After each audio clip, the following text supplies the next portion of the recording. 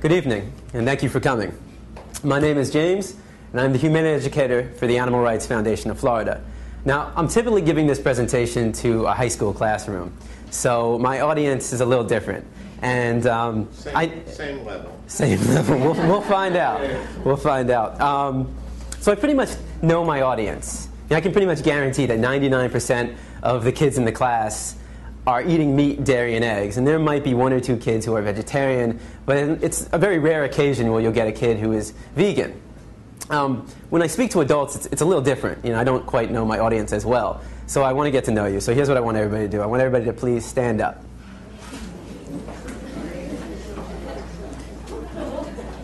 All right. Now, if you are vegan, meaning you choose not to eat any meat of the animal, no flesh of the animal, no cows, no chickens, no pigs, no turkey, and no fish, all right, surprise, surprise, a fish is not a vegetable, no dairy, no cow's milk, no cow cheese, no cow butter, no cow ice cream, and no eggs, please have a seat.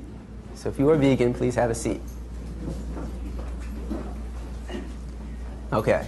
Now, for the rest of you, you'll have to remain standing for the rest of the presentation. All right, now everybody have a seat. There's another benefit of talking to high school kids, and that's they're not afraid to participate in the presentation. They'll say whatever is on their mind, whether I like it or not. But with adults, it's a little bit harder. It's like pulling teeth. Now, this presentation is designed to be interactive, meaning I want you to actually participate. I want you to engage. I mean, think about the presentation. It's like a Rorschach test. Right? I show you a picture, and you tell me what you see. Right. So the maturity level is the same as high school students. It's a mushroom, people. All right. Now, how many of you have ever seen the movie The Matrix? All right, so maybe more than half of us. Right, for those who haven't seen the movie The Matrix, there's a scene in the very beginning of the film where the main character is presented with two pills, one blue and one red, and he has to make a choice. If he chooses the blue pill, he'll fall asleep, and when he wakes up, everything will be exactly the way it's always been. If he chooses the red pill, he'll finally learn the truth. And I'm here today to give you that red pill. But let me make this very clear to you. I'm not here to tell you what to do. I'm not here to tell you how to think, how to feel, and I'm certainly not here to tell you what to eat. I'm simply here to provide you with information. Now, what you do with that information is solely up to you. So, what does the matrix look like? Let me show you. Now, despite what you might be thinking, these two circles are not equal. I repeat, these two circles are not equal. One is, in fact, larger than the other. What I need you to do is determine which one that is. So, please raise your hand if you believe the blue circle is larger than the red. All right. Please raise your hand if you believe the red circle is larger than the blue. All right, very good. Now, before I said anything about these two circles, what was your first instinct? Equal, right? Because they look equal. And the reason why they look equal is because, in fact, they are equal. These two circles are identical. Yet I got just about every one of you to raise your hand and say that they're not. So what do we learn? That you can be manipulated like that to believe in something that goes against your natural instinct. Just imagine as a child you're taught that the blue circle is larger than the red. If you say it enough times, you convince yourself that's the truth. If you're told the lie enough times, it becomes part of your reality. And if enough people are taught that lie, that the blue circle is larger than the red, well, now it becomes part of the culture. And if that culture then passes that misinformation along to the next generation, well, now it becomes tradition. And what we have to remember is that just because we have a tradition doesn't mean it's morally acceptable. Tradition and morality are not always the same. I mean, can you think of any traditions that we once had in the United States of America that we no longer have? That today we think back and that was immoral? Slavery, right? Less than 200 years ago. And that was a tradition. So the traditions we have today doesn't necessarily mean they're morally acceptable. And as we evolve as a culture, so do our traditions. Now, The Matrix is a story. It's a story. When told enough times to enough people, it becomes part of that culture. It becomes the tradition. And this story is being told over and over every day. In fact, if you believe the image on the carton is where you're getting your milk from, you're deceiving yourself. This is a fantasy. It only exists in your head. It's a blue pill fed to you by the industry to get you to buy their product. This is the matrix, the lie we tell ourselves about where our food is coming from. The reality is far more disturbing. 90 to 95% of the milk,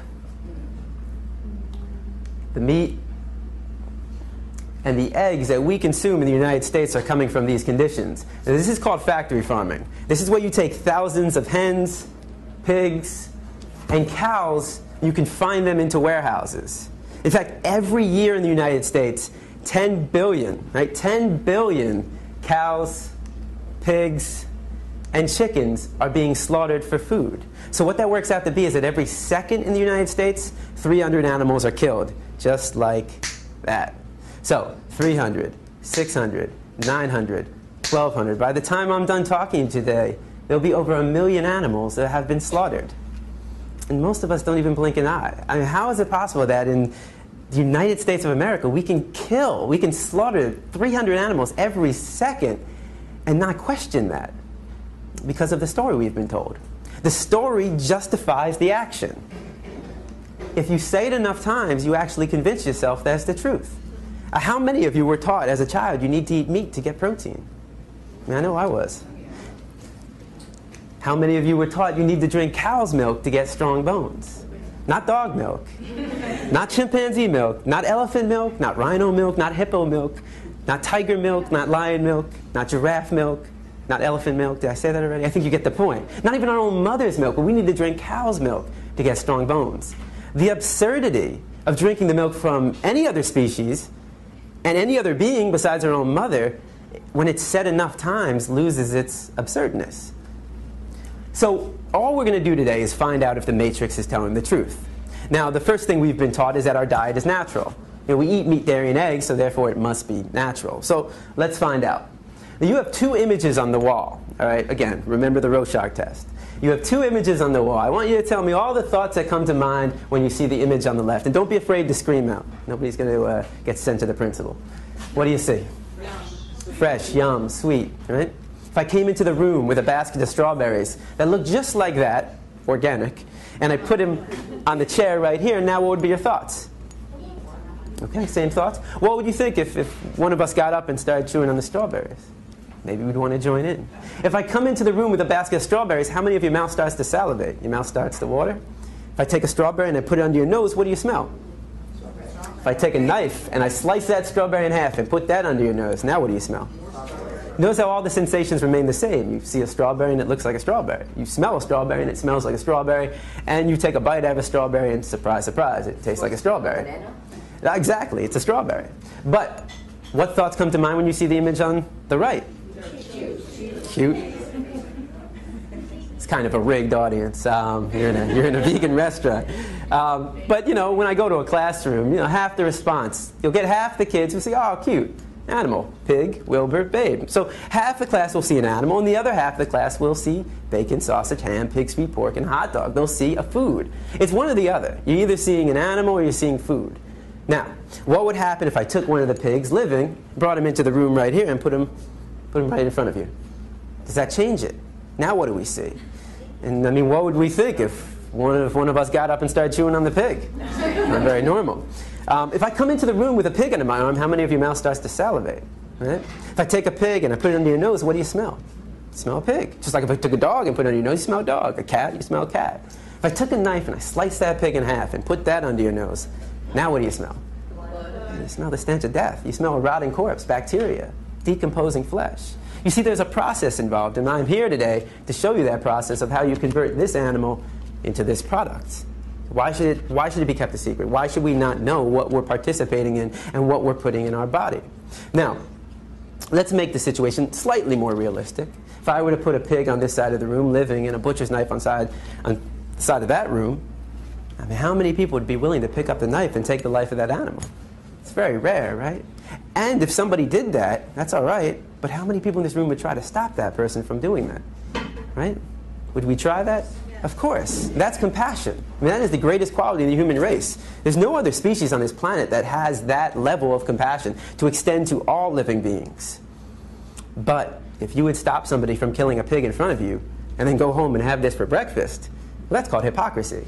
Just because it comes in a nice, neat package all dressed up in your supermarket, just because you didn't take the knife and shove it through their jugular, just because you didn't get blood on your clothes, and just because you didn't hear their screams doesn't mean you didn't participate in the killing.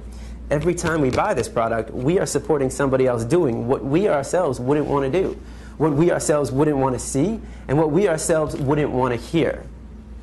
Now, if you still see bacon, sausage, and ham when I bring a pig into the room, what happens when I change it to... One sec. I'm supposed to not. There we go. All right. All right. It's the common response. No, I've never heard anybody say yum. Nobody ever sees dog feet, hot dog. So why not? Why don't we see a food? Well, we've been accustomed to view this animal as our pet. I mean, how many of you have a dog or a cat, right? How many of you have a pig? Not so much. All right, so... But there are other cultures. There are other cultures. Again, the cultural story for us is, this is your pet. In another culture, certain parts of the world, they eat cats and dogs. That's their culture. That's their story they've been told. And how do we feel about that? A lot of people think it's disgusting, right? I imagine every one of you probably thinks it's disgusting to eat a dog. Why would it be disgusting to eat this animal and not disgusting to eat this animal? Why would it be wrong to eat this animal and right to eat this animal? And most importantly, why would it be wrong to kill this animal and right to kill this animal? Culture. It's culture. It's the story. It's the matrix that we've been told. One culture sees this as a pet, this is a food. Another culture might see this as a pet, and this is a food. Another culture might see them both as food. Certain parts of India, the cow is sacred. They would never think about eating a cow in certain parts of India. Is that wrong? Is that unnatural? That's just the story they've been told. But culture is just a story. That's all it is. It's just make-believe. What I'm concerned with is what is natural to the human species. Because every culture has a different story. But you take somebody from Asia, Africa, South America, North America, Europe, and we're all the same species. We're all human beings. So let's take a 3-year-old from any country in the world, and you put that 3-year-old in a room, and you line up 5 animals in front of that 3-year-old. A pig, a dog, a cow, a cat, and a chicken. Do you think the 3-year-old is going to know which one to eat and which one to pet? What's the 3-year-old most likely going to do, or try to do? Play with them all. It's going to try to play with them all. The 3-year-old has to be taught, no, no, no, no. Don't play with him. Eat him. Play with him, pet him. That's what we were taught. We didn't choose our diet. Our diet is a learned behavior. We were raised to perceive this animal as your pet and this animal as your food. But that's not the natural perception. The natural perception is that they're all of our companions. So our parents chose our diet based upon the cultural story. And if you have children, you base their diet on the cultural story being told, which is the same story. Now, let me give you another example. If you take a baby and you put a baby in a crib and you put on the right side a baby chick and on the left side an apple, which one do you think the baby's going to try to play with and which one do you think the baby's going to try to eat? Most likely, I put the inanimate object, in this case the apple, in his or her mouth. And if the baby, most likely will be piqued by the interest of the thing moving, in this case the thing being actually a living being in the chick. Now, if the baby tries to eat the chick, what's the chick going to do? It's going to run away or peck at him. Now, if you walked into a room with a baby in a crib, playing with an apple, and chewing on the head of a live chick, what would you think of that baby? It's like demon baby? You can allow that demon baby to play with your baby instead of a play date? Probably not. So if it's not all right for a baby to cause harm to an animal, even when they don't know any better, why does it become more acceptable as we get older, when we do know the difference between an apple and a baby chick? The question is, do we find it acceptable to cause harm to an animal? Well, let's find out. If you don't walk outside right now and you saw somebody taking a baseball bat to a dog's head, what would you do? You take action. At the very least, you'd call the police because you recognize that as a violation of this animal's right to be free from harm. We're all given that right at birth. Every animal on this planet, whether it's a mammal, whether it's an amphibian, whether it's a bird, a reptile, a fish, an insect, we're all earthlings, human beings as well. We are all earthlings. And what do all earthlings have in common? 2 things. We all want to live. We all desire to live. That is what is creates the equality in all of us. We all want to live. And the second thing is we all avoid pain. Those two things make us equal. From the largest land animal on earth, the elephant, to the smallest, the insect, the ant, and everything in between, from the dog, the pig, to the human being, we all desire to live, and we all avoid pain. Now, if you were to walk outside right now and you saw somebody taking a baseball bat to a pig's head, would your emotional response not be the exact same thing? Of course. Because the question for you is, what's the difference? What's the difference between the two? Right? Is there a difference? You might think one is cuter than the other, but that says more about you than anything about these two animals. You know, a lot of kids will say, well, the nose looks different. But I say, but they both got a nose to smell. Some kids will say, well, he's got hooves and he's got paws. I say they both got feet to walk and run. Some kids say, well, his ears are going up and his ears are flappy. They both got two ears to hear. They both got two eyes to see. They both got a heart to beat and a mind to think. And the reason why we would take action for both of them is because we recognize the equality between them and not the difference. Any difference is insignificant. The similarities, though, are striking. We know they're equal, yet every time we sit down for a meal, we create that separation. We create that inequality. It's just like we knew the two circles were equal, red and blue, but all it takes is somebody to tell you a story. Now, what we most importantly recognize is that all animals have feelings. But how do we know? I mean, how do we really know? Or how do we even know that humans have feelings? Well, I mean, of these feelings, what's most important to you? Happiness, right? How do you know if somebody's happy? If I said to you right now, this is the happiest moment in my life, would you believe me? Hopefully not, no offense. So, how are you going to tell if somebody's happy? They're smiling, they're laughing. I can take somebody in this room who doesn't speak your language, but you can tell how they're feeling by their expressions, the sounds. It doesn't have to do with a language, though. What about other animals? Well, they wag their tail, they bark, they jump up and down, they play with each other, they lick. So all these are signs of how they feel. What about pain, though? If I said to you right now, my right hand is killing me, would you believe me? I haven't given you any signs. It might, though. It might be killing me. There's only one person in this room who knows if it's actually killing me. That's me, of course. If I say, well, let's say I was to trip over my feet here, though, and nail my head against the side of this table, start bleeding profusely out of my head, and I'm screaming on the ground, would you believe I'm in pain? Of course, I'm showing the signs. Here's a test. You take your hand, you put it over a flame, what happens? Burns, right? What's your reaction? Pull back and scream. You take a dog's paw, put it over a flame. What's his reaction? Same thing. Pull back and scream. You take a pig's leg, put it over a flame. Same reaction. You take a dog, a pig, a cow, a chicken, a goat, a duck, a horse, a rat, a mouse, any animal that's living, put a body part of the flame, they all have the same reaction. You take a fish out of water, and what's their reaction? Start flopping around. Why? They can't breathe. You want to know what it feels like to be a fish out of water? Have your loved one put your head underwater and not let go. And it really wouldn't be your loved one, though, if they're doing that. That's what it feels like. Of course fish have feelings. They're not vegetables. If you take a vegetable, you take a plant, you take a strawberry, and you put it over a flame, and what happens? It melts. It doesn't have feet to run away. It doesn't have a mouth to scream, a nose to smell, eyes to see, ears to hear, a heart to beat, and a mind to think. And a lot of kids will like to give this one. Before you say, well, plants have feelings, they don't have a nervous system. They don't have a nervous system. Without a nervous system, they can't feel pain and happiness the way that animals and humans can. So the question is, when did we learn this? When did we learn that animals have feelings?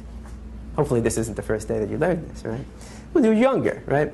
And how did you learn it? Maybe you had a cat or dog. All you have to do is go outside and just experience any of the animals outside. And if they run from you, it means they're scared. If they come up to you, you probably have food or something and they want it. So we understand this through the experiences we have. In fact, think about the books that were read to you as a child, the songs you listened to, and how about the movies? Now think about the movies we show to our kids. What do all these movies have in common? What are they about? What kind of animals? Farmed animals. Even fish are being farmed. You have pigs, chickens, cows, and fish. These are all the animals we eat. What's the common theme in these movies? They're running. Yeah, they're being saved. No animal wants to die. No animal wants to be dinner on your plate. And we root for these animals. You take even the biggest pork eater in the world, he's rooting for Wilbur. Nobody wants to see Wilbur made into bacon at the end of that film. Chicken Run. We root for the chickens. Now, I guarantee there are 1,000 people, watching Chicken Run. Go, chickens, go. While eating a KFC bucket of chicken wings. Because they're not making that connection. Babe. How many kids watch the movie Babe, fall in love with Babe, and then go home and are fed Babe unknowingly by their parents. So we're teaching kids to love these animals but eat them too. And this is the closest thing you'll come to see their reality in the Matrix, in the story we've told ourselves. And most of the times, unfortunately, the closest thing we'll come to is in cartoon form. And what is it? By Pixar and Disney, nonetheless. But today we step outside the Matrix. And generally speaking, when I go into a high school classroom, I show Meet Your Meat. If you haven't seen this video, if you still are eating meat, dairy, eggs, fish, take a look at meat.org, meat.org, and you can see the conditions that these animals live in. Now, I'm not going to show you that. It's every time I show it to adults, they just leave. They don't come back. So I'm going to show you a 3-minute video, again, by the same people that put on the first video, Farm Sanctuary. It's 3 minutes. If you don't want to watch it, you don't have to. But this is where 90 to 95% of the meat, dairy, and eggs that we're consuming in the United States are coming from. And I mean, really, if you have a problem watching it, but you don't have a problem eating it, you know, why the disconnect there? But this isn't just about animal rights. This is also a health issue, and that's the second part of the presentation we'll talk about after the video. The question is, do these animals look healthy? Do the conditions they're living in look healthy? Because if the animals don't look healthy to you, why would you want to put a sick animal into your body? One last thing before I show the video. A lot of people say, well, what about milk? There doesn't seem to be any harm in raising cows for milk. Notice the very first scene in this video of the dairy cows, and you're going to actually see a cow giving birth. And notice what happens to her calf, and notice her response.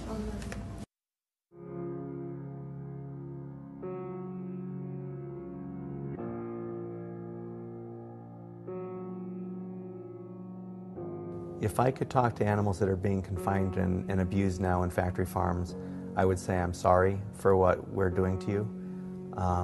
I wish it wasn't this way, and I'm doing everything I know to stop it, and hopefully we will be able to stop it.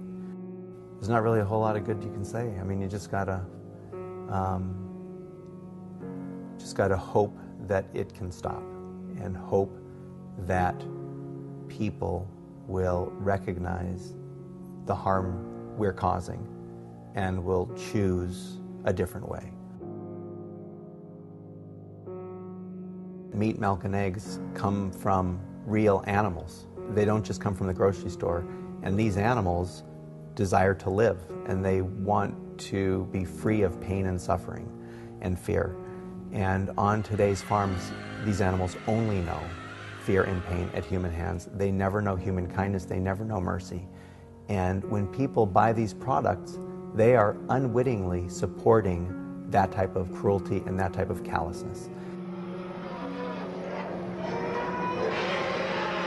The workers, they have to lose part of their heart. They have to shut their eyes to certain aspects of what they're doing. Can you imagine what it would be like to cut the throats of animals for 8 hours a day? It's a bloody, violent job, and nobody should have to do it.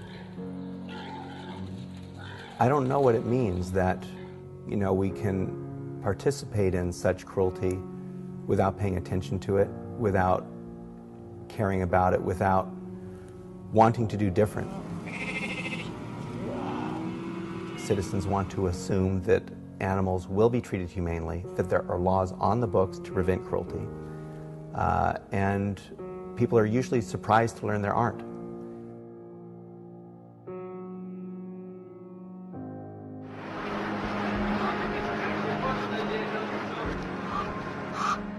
If people looked at what was happening, they'd be appalled.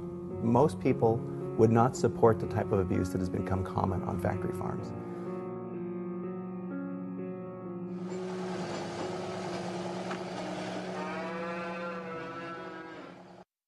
The common response is, why is this happening? And there's a very simple explanation for why it does happen. If you were to walk outside right now, if you walk down US 1 and you walk further down, let's say you came to a restaurant that just opened up, right? They were serving cats and dogs. That was their main item on the menu. How many of you would be out there right now protesting? Guarantee, before the day would be over, you would have that place shut down, right? Walk down the street, a few blocks down, you'll come to a steakhouse. I don't see anybody protesting. I don't see that place being shut down. Why? Because Because we've been taught to perceive this animal to be different from this animal. And veganism is simply changing your perception. That's it. That's all it is. You just change your perception. We don't have to participate in this. This is not necessary. A lot of people will say to me, well, what about, if we just created better conditions? What I'm saying to you is it's not necessary to kill an animal. You don't have to kill animals. We don't have to drink their milk. We don't have to eat their eggs. It's just not necessary. I mean, people talk about humane slaughter. How do you slaughter something humanely? I mean, is that like where you rub their belly, give them some milk and cookies, and you chop their head off? If I did that to one of you, would everybody be like, well, at least you died humanely? You can't do anything violent humanely. I mean, if I were to, could I humanely rob you? Humanely rape you? What does humane theft look like? Is that where I come up to you and I say, hey, I need you to do me a favor. I need you to come up here and take your wallet, put it on the table right here. Take all the credit cards, cash, everything, put it on the table right there. Pretty please, with a cherry on top. Would that be humane theft? I mean, would everybody be like, hey, if I'm going to get robbed, I want him to do it? He's pretty nice about it. Of course not. Nobody wants to be robbed. Nobody wants to be killed. Nobody wants to be raped. It's not necessary. Think about it this way. How many of you do not own a fur coat? Raise your hand if you don't own a fur coat. Yeah, that's what I thought. Why? Why don't you own a fur coat? Because it's cruel and unnecessary. Because it's cruel and unnecessary. What about if I said to you, you know what? We're going to take some minks, all right? We're going to raise them for a coat. We're going to raise them, but we're going to give them a lot of room. We're going to cage free range, organic food. They're going to live like kings and queens until we kill them, of course. After a few weeks, a few months, they won't live to their natural age. But we're going to create humane fur. Would that be acceptable? Would you go out and buy a fur coat? No. Because it's not necessary. A fur coat is not necessary, especially here in Florida, but it's not necessary anywhere. You don't need a fur coat to survive. You don't need to eat animals to survive. It's not necessary. It's just sugarcoating something, humane slaughter. So let's take a look at what we are participating in. This is a battery cage, all right? It's literally the size of a milk crate, just like this. You take 4 to 6 hens, you put them in a crate this size, and you burn their beaks off. Why? Because in these conditions, they become aggressive. It'd be like if I took everybody in the first and second row, put you in that corner, and sealed it off. Kept you there for, 48 hours straight. I guarantee you're not going to remain friends for that long. You want more space. So they're denied the ability to do what's natural to them, spread their wings, forage. So how does the industry solve this problem? Cage free, free range. I mean, that sounds pretty good. Who in this room doesn't want to live free, right? This is a cage-free farm in Virginia. It's just a label. It's just a label. It makes us feel better about what we're participating in, but it means absolutely nothing to the animal. Cage-free simply means you can take 500 hens and put them in this room. According to the industry, that is cage-free. The question is, what is your definition of freedom? Does this apply?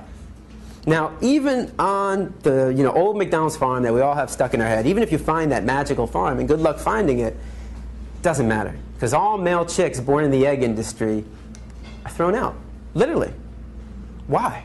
It seems kind of wasteful. Why throw out the male chicks? They don't fit into the equation. They don't serve any purpose to the industry. So we cage them, we debeak them, we still cage them, call it freedom though. We can still debeak them in these conditions, and we throw out all the male chicks, whether it's cage-free, free-range, or organic. Whoops, that was the wrong way. All so that we can have this. Well, might as well get to know what it is. What is an egg? A lot of people think it's a baby chick. It's not a baby chick. A lot of people think it's a fetus. It's not a fetus. It's not an embryo, which is good. I mean, I don't know why anybody would want to eat a fetus or an embryo in the first place. So what is it? Well, it's an unfertilized egg. That doesn't sound that bad at all. All right. Well, once a month, every woman in this room, or maybe not every woman in this room, sheds, or at some point, sheds an unfertilized egg. What is that called? Period. Congratulations. You're eating a hen period. It's the menstruation cycle discharge of a hen. Now, I'm not going to eat a woman's period, just like, why should I have a hen period? There's no need to eat any period from any living being. It's disgusting, and, we should call it what it is. I mean, if we were just, when we were young, when we were kids, and, our parents said, hey, you want some scrambled hen periods for breakfast? I'll pass. It's like honey. What is honey? Yeah, it's vomit. It's regurgitated throw up. They throw up for their own cells. They take the nectar, they digest it, and they throw up. And it's for their own cells. They're not producing it for us. We call it honey because who in their right mind would want to buy a product called bee vomit? I mean, you know, you put vomit next to any product in the supermarket, and I guarantee it's not going to sell. Doesn't take a business expert to realize that. All right. What about milk? Well, even your happy cows in California are hooked up to machines. This is the way it is. All right. Now, when does a cow start producing milk? During pregnancy. She starts lactating during pregnancy, right? That's funny. I mean, I've been to a lot of schools, and I'll get even high school teachers who will say, "Huh, I didn't know that. I just thought there was this magical cow that just produced milk." It's like, okay, all mammals produce milk when they're pregnant. And how does she become pregnant? Well, you know, we like to think they get to have sex, right? At the very least, they get the pleasure of sex. But there's no sex on the farm. The farmer's not going to wait for a cow and a bull to get it on. He's not going to set the mood, light some candles, put on Barry White. It's a business. He's running a business, you know? And the business is not in the welfare of the animal. It's in producing a profit. So how do you get a cow pregnant without a bull? Artificially inseminate them. If you were to artificially inseminate a woman without her consent, what would that be called? Rape. I am not saying a woman is a cow, but I am saying rape is rape. I mean, just look up the definition of rape. Exerting your power over another sexually. So what's your definition of another? Does that only apply to women? How about men? How about other beings? Well, now she's pregnant. She gives birth. What happens to her baby? All male calves born in the dairy industry, like if you were here in the beginning, the Saving Billy, all male calves born in the dairy industry are immediately taken away from their mother, chained by the neck to a crate, deprived of their mother's milk, fed an inefficient diet so that their body become anemic, so lack of iron. They will never be able to turn around, will never see the light of day. Every glass of milk supports this industry. And some people say, well, veal is the cruelest industry, or foie gras, where they shove a pipe down a duck's throat. I mean, cruelest industry. How do you put pain in some kind of like, okay, well, it's pretty bad right here, but it's not so bad here. Pain is pain. Suffering is suffering. Don't categorize it. This is all suffering for these animals. Why do they do that to the male calves? Just like the male chicks, they don't fit into the equation. They don't produce the milk. If you're drinking cow's milk, the only reason is because a calf chained to a box isn't. Now, what about the female calves? They too will be taken away from the mother. Why? Why would the female calf that will grow up to be like her mother, which is a constant cycle of impregnation, birth, and milking, why would she be taken away from the mother? Right, and we want the milk. How do you think it makes a cow feel to have her baby torn away from her? Anybody who's a parent, how would you feel if you had your baby torn away from you? All milk, whether it's organic, meaning they don't put in, the hormones and the pesticides, doesn't matter. All milk is stress milk. That's not something you pasteurize out of the milk. It's part of it. It's part of it's like it's part of the meat, part of the cheese. It's part of what you're drinking. It's stress. Now, biologically speaking, who was a cow producing milk for? Biologically speaking. It's baby. The baby, not for us. Just like, when your mom was pregnant with you, who was she producing milk for?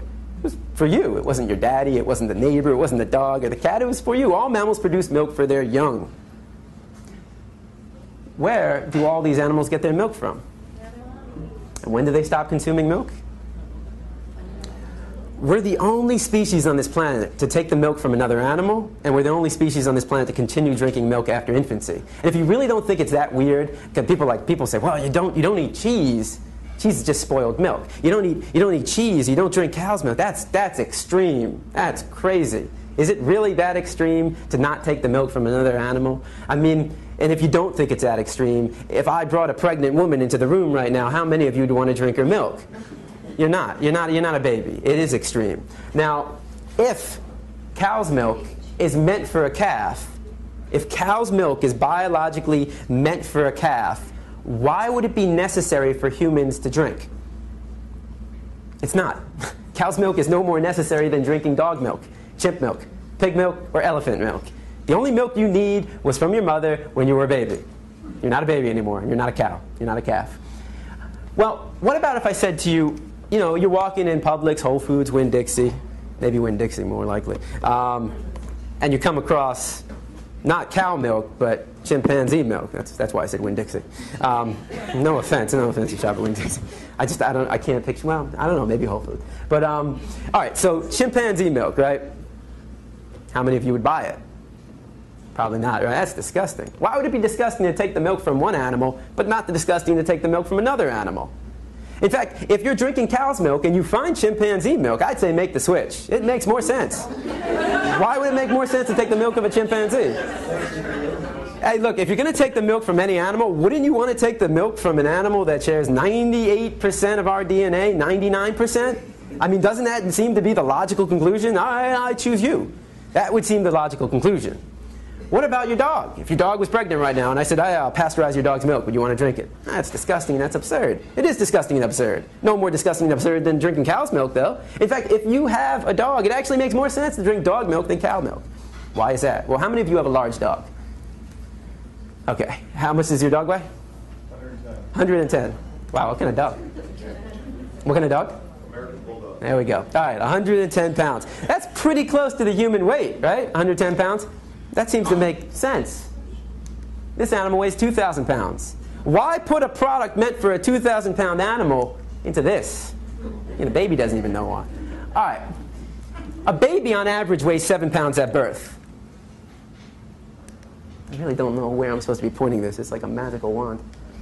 There we go. A calf weighs 90 pounds at birth. At birth, 90 pounds. Baby, 7 pounds. Calf, 90 pounds. The calf will grow to 500 pounds in under a year, in 9 months. 410 pounds in under a year. What makes them grow so large so fast? The milk. But of course they're not getting the milk, and if it's not organic, what are they getting? Hormones. They're getting steroids. Again, that's not something you pasteurize out of the milk. And how do you keep animals healthy in these conditions? You pump them up with antibiotics. 70% of the antibiotics produced in the United States are fed to farm animals. That's not good. Right? That is not good. You wonder why so many people are dying in the hospitals. They get some infection and they take these antibiotics and they don't work anymore. So how do we actually justify putting a product meant for a 2,000-pound animal? They grow to 2,000 pounds in 2 years into this. Well, the story. Once again, the story justifies the action. Say it enough times, you convince yourself it's the truth. Every story has an author. Who is the author of this story? Dairy. Right. And what is the ultimate goal of the dairy industry? I mean, why would the dairy industry be some holier-than-thou company? I mean, if I said to you, cigarettes, it does a body good, you'd probably say I work for the cigarette company, right? And none of us would believe that. But why believe this? And if you believe that milk does a body good, why would 75% of the human population be lactose intolerant? Do you know what that means? That means 3 out of every 4 people on this planet, when they drink milk, they suffer from one of these symptoms. Diarrhea, stomachache, gasiness, bloated, ear infection, excess mucus. And that's normal. If you suffer from any of these symptoms, stop drinking cow's milk. Your body's trying to talk to you. Your body's saying, look, I can't do it anymore. Stop. Listen to your body. Your body knows best. Of course, the dairy industry will come up with a new product called, lactate? They put the enzyme. You see, the reason why most people are lactose intolerant is because all mammals, and human beings are mammals, have an enzyme known as lactase. Put an A right there. That enzyme breaks down the sugar known as lactose. As we mature, we lose that enzyme. So it's normal to be lactose intolerant. But of course, the dairy industry starts injecting the enzyme into it. That's not normal. That's not natural. And again, you're going against what your body is telling you. The dairy industry says, listen to us. We know better than your body. They don't. Your body knows best. You are your best doctor. But it must be good for kids, though, right? I mean, because every school I've been into, elementary, middle, and high school, is all one product being served. What product is that? Milk. Well, what's the number one cause of food allergies among infants and children? Anybody want to take a wild guess? No shit.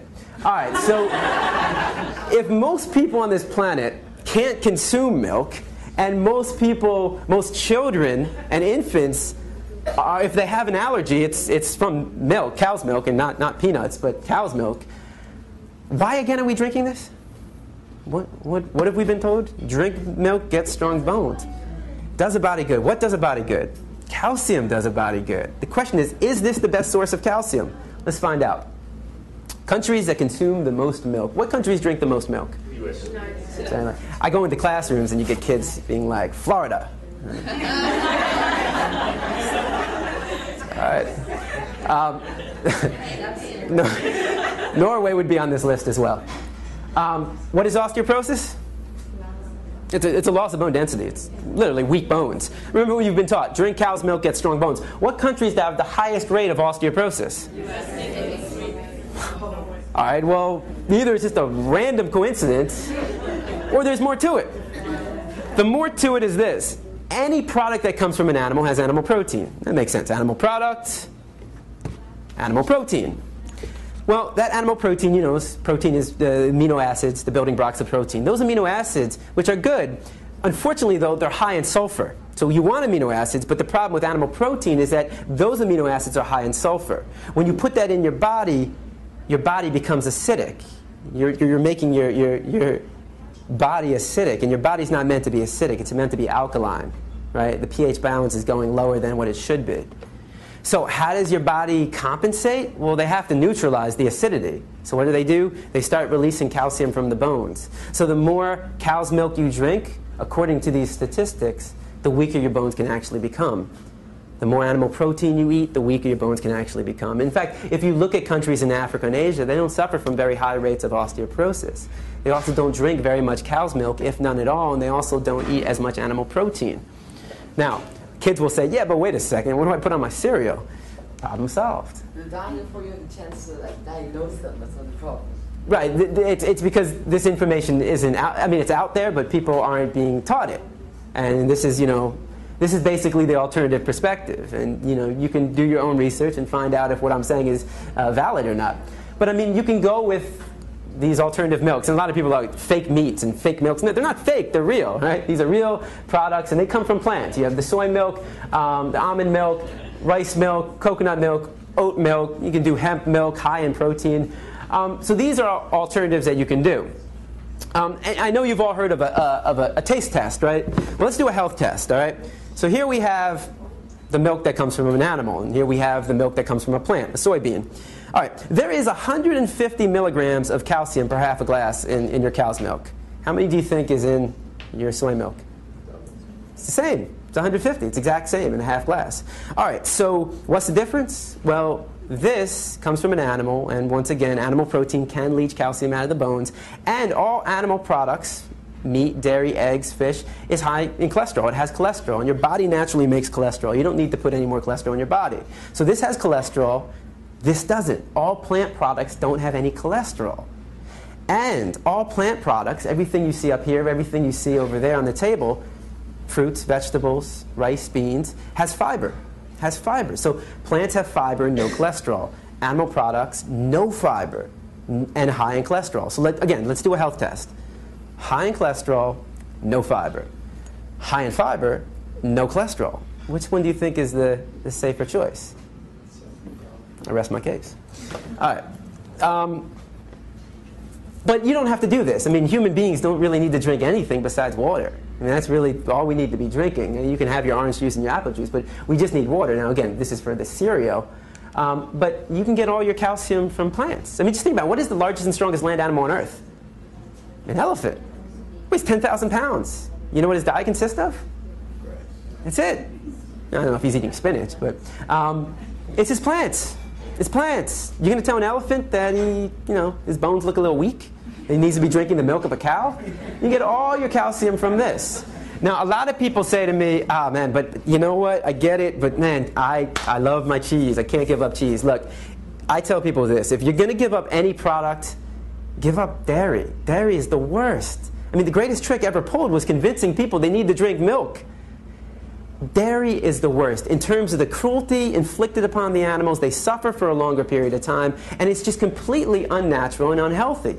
It is unhealthy. And there's a reason why people love their cheese and their milk. It's meant to be addictive.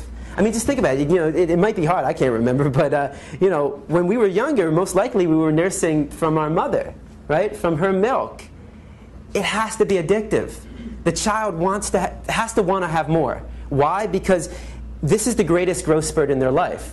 This is the greatest growth spurt that you ever had when you were a baby drinking your mother's milk. Same for all their animals. And as we get older, our parents, including the animal parents, wean their children off of it. So you're supposed to you're supposed to desire it. You're supposed to want it, and then you get weaned off of it.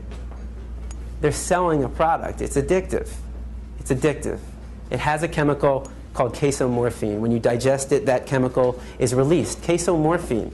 Morphine. It makes you giddy. It makes you want more. It makes your brain think, eat more, eat more. And your body is saying, I can't digest it properly. So you are addicted. And the first step to what recovery is to acknowledge it. 68% of all diseases in the United States are diet-related. This is a government statistic. What that means is that, especially when I talk to a high school class where my audience is, 99% eating meat, dairy, and eggs, if you don't change your food choices, you might become part of the statistic. I mean, it's 3 out of every 5 people. This is a government statistic. In fact, what are the leading causes of death in the United States? What are the top 3?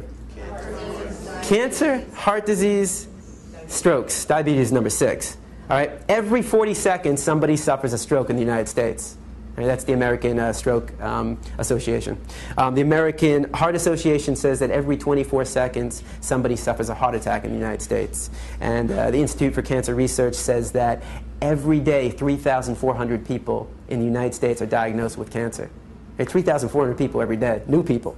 How many people in this room know somebody or knew somebody who has or had cancer? Raise your hand. Take a look around you. Isn't we find this a little disturbing? I mean, we might be living longer, but we're living longer with diseases that haven't been around, that they're more rampant than they ever have been. In fact, I've been reading that they say that the children today, the young generation today, will die at a younger age than their parents. Meaning that, if your parents live into 75, they might die at 70. And we're just going down. How is that possible? In fact, is the 68% coming from the image on the right or the left? Right. I mean, you ever heard of somebody suffering a heart attack because they ate too many fruits and vegetables? It's unheard of. A key to a healthy diet is a variety of foods and a variety of colors. How much variety do you really see? In fact, why is this causing most of the death and disease? Because despite what we've been told, despite what we've been taught, we look nothing like omnivores, biologically speaking. We don't look anything like carnivores. We look identical, biologically speaking, to our brother from another mother. We look like gorillas. We look like the great apes. We look like the horses, the cows, the giraffes, the elephants, the zebras. How so? Our teeth. Not my teeth, but canines. I love when people say, what about our canines? Really? You really think they're very sharp? I mean, if we had sharp canines like our cats and dogs, I mean, if you really think you have canine teeth that are sharp, take a look at your cat or dog. I mean, would we be using knives and forks if we had these, right? We have more teeth. Why? We chew our food. Tonight when you're feeding your cat or dog, notice what they do. Limited chewing, mostly swallowing. Our jaw goes like this. We grind our food. Their jaw opens up wide. In fact, if you want to know what humane slaughter looks like, here it is. Look at the animal kingdom. The fastest land animal is the cheetah. It goes 70 miles per hour. Now, a tiger can go about, I think it's about 35, 40 miles per hour. It's pretty quick. Then you have the deer, the antelope, the gazelle. Not as fast, right? So you have carnivores, tiger, cheetah, jaguar, and then you have the deer, antelope, and the gazelle. So herbivores, carnivores. Now, the carnivores are quicker. But what's the difference here? We got, on the right side, all right, I guess it would be your left side, the carnivores are all the track and field stars. Quick sprint, out of breath. They don't have very much endurance. On the left side, or again, the right side for you, this would be the herbivores, which don't have as much speed, but have more endurance. They are the cross-country runners. So what we like to assume, or maybe not we don't like to assume, but logic would say, okay, that the faster animal would always get his prey. But that's not the case. That's not the case because you have track and field versus cross country. So that means that the tiger is only successful in the hunt 20% of the time. That means 8 out of every 10 deer will escape the slaughter. So what kind of deer will the tiger be able to capture? The sick, the weak, the injured, the lost, the old, the young. This animal weeds out the weak. We're not doing anything like that. In fact, if we were meant to be on top of the food chain, don't you think we would have some claws to rip through flesh? I mean, if I brought a pig into the room and asked you to kill the pig with your claws, the pig would probably enjoy it more than anything else. And this is perhaps most important. Your intestines, and Simba will be my representative. Small intestines, large intestines, also known as the colon, small and large. Now, your intestines combined, large and small, make up 10 times your body size. Your body being your mouth to your anus, which is about 3 feet. And then multiply that by 10, and you have 30 feet of intestines in your stomach. And it's, from this wall through that door. 30 feet of intestines in your stomach. Carnivores, omnivores, it's about 3 to 6 times their body length. So let's say that Simba, it would be about, anywhere from 15 to 20 feet. 30 feet, 15 feet. Whose food gets traveled out quicker? Simba's, which is good, because you can call it bacon as much as you want, but once it's in your body, it's no longer bacon. It's decomposing flesh. It's bacteria. And it builds up, and they have, by the way, 10 times the amount of hydrochloric acid to break it down. So we don't even have the pH balance and the enzymes to break it down properly. So what happens? It leads to clogged arteries, which leads to heart disease, heart attacks, strokes, diabetes, high blood pressure, high cholesterol, and obesity. You ever heard of a tiger suffering from high blood pressure, high cholesterol, strokes, obesity? You know why these animals don't suffer from these diseases? Because they eat what's natural to their anatomy. When it comes to diet, we are the dumbest species on this planet. What do these two things have in common? Mercury. In fact, there's a warning label. There's a warning label on fish. I don't know if you've ever seen it. You know what it says? Certain people shouldn't consume it, men or women. Pregnant women. All right. Hopefully it's not pregnant men. All right. Pregnant nursing women, women who may become pregnant, young children should not eat the following fish, including tuna, because nearly all fish and seafood contain some amount of mercury, chemicals known to cause cancer, birth defects, and reproductive harm. What else does the government tell women not to consume when they're pregnant? Alcohol, cigarettes, and drugs. So basically, government's saying, hey, look, if you're thinking about becoming pregnant, lay off the drugs for a little bit and stop eating fish. If it can do that much harm to a woman, why would anybody want to consume it? And I mean, do I really need to, say, at this point, do any one of us want to touch any food that comes from the sea? All you got to do is turn on the news. Open up a newspaper, and what do you see? Oil spill. Why? Why would you want to put this? I mean, here's how it works. You take a small fish in the Gulf right now, right? Very, very small fish. That small fish is inevitably going to swallow some oil. It's going to swim further out, maybe miles away from the spill, and will get eaten by a larger fish. And then that larger fish is now contaminated and will swim out even further. And that larger fish will then get eaten by even larger fish. Now that even larger fish is contaminated with oil. And then we catch that even larger fish, and then we eat it. Cooking the animal is not going to get rid of the oil. It becomes part of the meat. So why do we consume it, though? Why do we consume, this flesh of an animal? What have we been told? You need to eat meat to get protein. Protein, right? But how many grams of protein are we supposed to get? Does anybody know? 5 to 1 kilogram of body weight. Okay, in terms of grams per day? It'd be about, World Health Organization says 40 to 50, about that. 40 would be for the average female adult, 50 would be for the average male adult. But it's funny how we don't tell that to kids. I mean, I only learned this recently myself, too. I mean, going through my whole life and never really bothering to find out, and nobody ever bothered to tell me.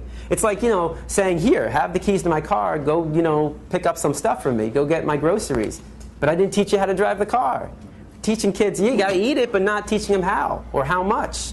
Now, again, let me show you how easy it is to get protein, all right, especially here in the United States. All right, your standard American diet for breakfast, you got your bacon, you got your cow's milk, and you got your hen periods. All right, how many slices of bacon would you want? Now, I know you might not eat bacon now, but how many slices do you remember as a kid, maybe? Maybe 2? Okay, each slice has 5 grams, 2 times 5. All right, how many eggs would you want? 2. Each egg has 6 grams. So what do we got? 12 plus 10? 22. How many glasses of milk? 1 glass. Each glass is 8 grams. So you are at what? 30. You're not even done with breakfast. That's not including the toast with cow butter you might put on it. So you're not even done with breakfast, and you're almost at the limit. The average American does not need to worry about getting enough protein. They need to worry about getting too much protein. That's why the United States has the highest rates of obesity in the entire world. All right?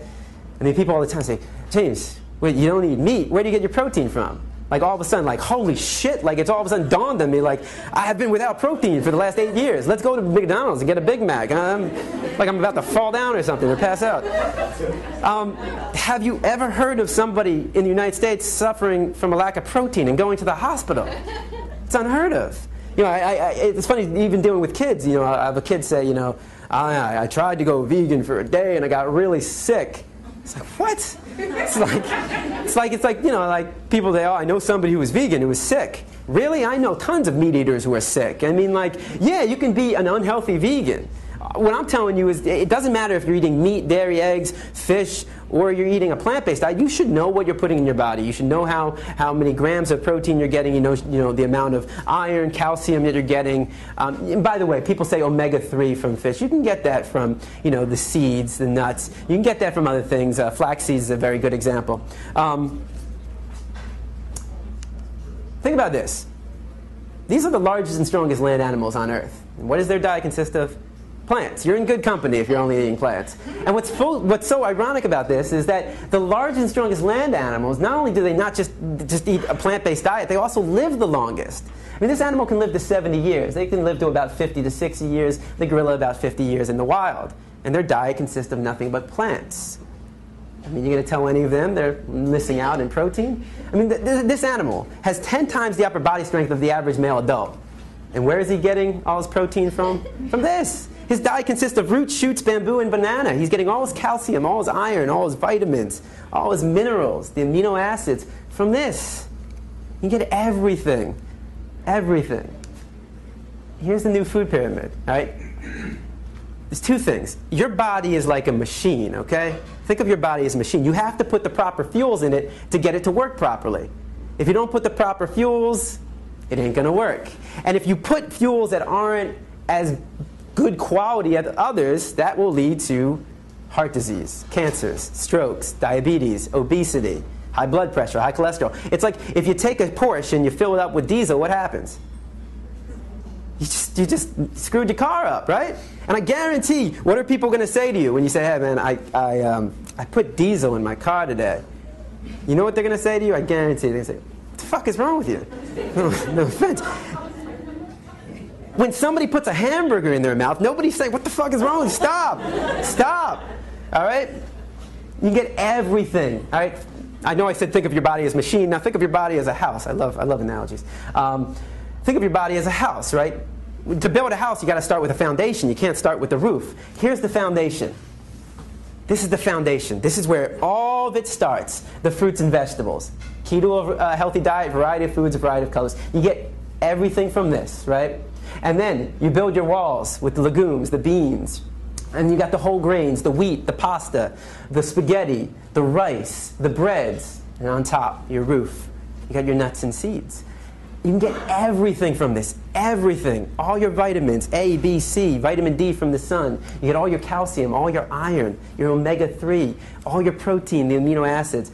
Everything from this, everything. Now I know I'm a skinny white dude with glasses telling you get enough protein, but these guys aren't skinny. Only one of them's white. So as you can see, these guys, their diet consists of no meat, no dairy, no eggs, no fish. There might be some variations.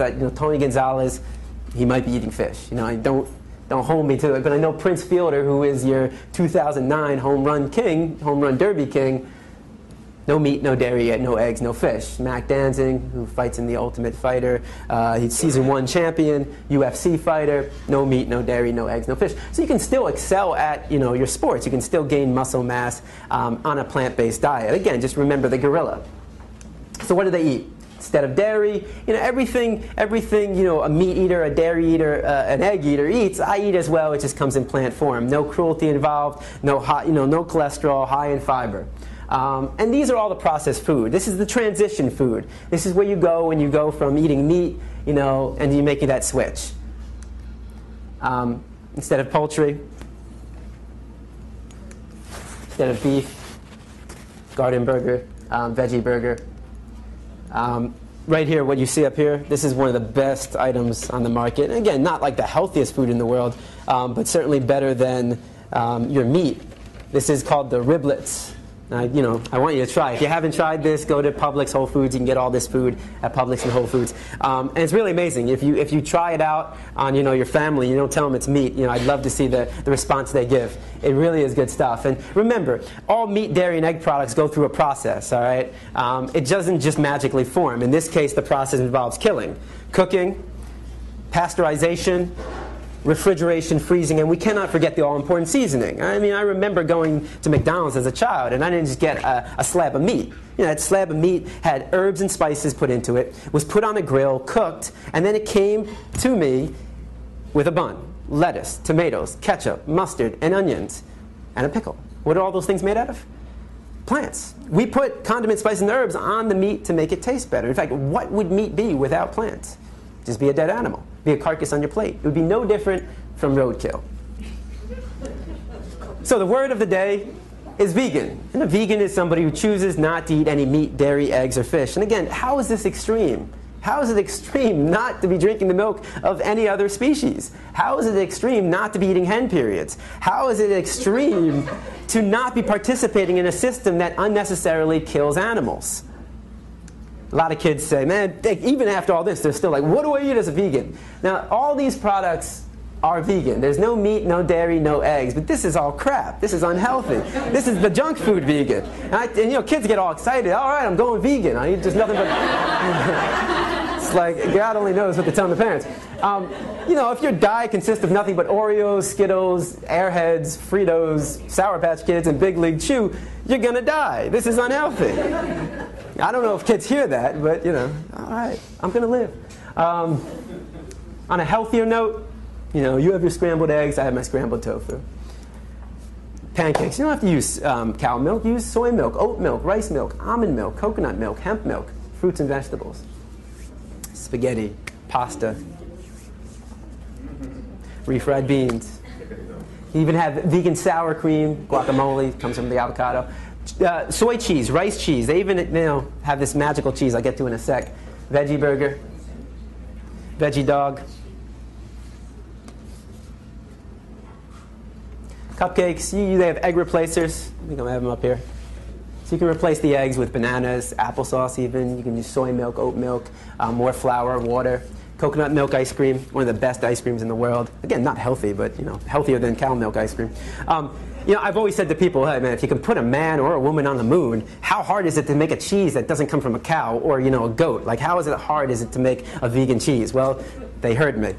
This is called Daya cheese, actually. And its great thing is no soy, no rice. It's actually made out of tapioca and arrowroot flour.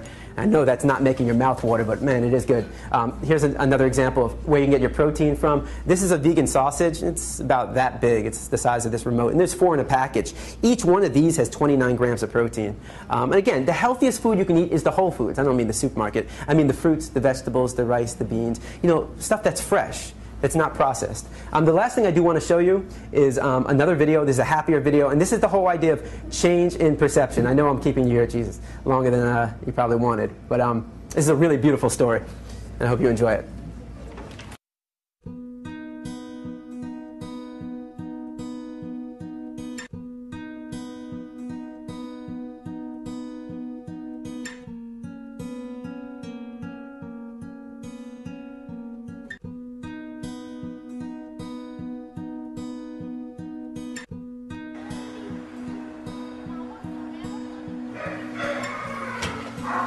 Come on in. There she is, beautiful girl. She was tagged for slaughter, and that would have been her fate, but she wanted to live, and so she literally ran for her life, and now she'll live out her life at sanctuary. It's interesting how the public responds when one individual animal, you know, makes a run for her life. They end up making headlines on national news. People's hearts go out to this one individual animal. The cruelty that happens to farm animals is largely hidden, you know, behind factory farm walls, and people aren't aware of it. When you look in her eyes, you know, everyone wants the best for her once they get to know her. And when people are able to identify with an individual and look her in the eye and see that she's a living, feeling being who has a will to live, then people care. I've been working here with animal care and control for almost 9 years. This morning was really astonishing to me. All of a sudden, it dawned on me, this sweet, innocent cow running away from being slaughtered. And I never even thought about it before, that something is actually being slaughtered and it's my ground beef and it's my dog on steak and stuff like that, and we've been eating this for years. I never pictured that face on that, and it hurt. I can't do that. I can't. So now we're gonna work on not eating me and my entire family, because I'm realizing that this is a life that was saved today. And with my family, we'll be saving a couple more. Thank you. She looks like she's about a year old. Absolutely beautiful Hereford. And those, unfortunately, are cows that they use for meat. She's most likely at a live market. And because they have a very strong will to live, like any living creature, she got loose. She had a will to live, and she did it. Hello. And where she's going now, she's going to have like cows of her own breed even. She's going to be so happy. When the trailer arrives, the cows in the herd will moo. Yeah, they will move moo. in a big line. Everybody lines up. They will start mooing to her, to comfort her and to tell her that they're there. And she will moo back. Any animal, any creature has a strong will to live. She's an ambassador for all animals who are still suffering in slaughterhouses and on farms and who don't have such a lucky outcome. People love a happy ending, and it's happy.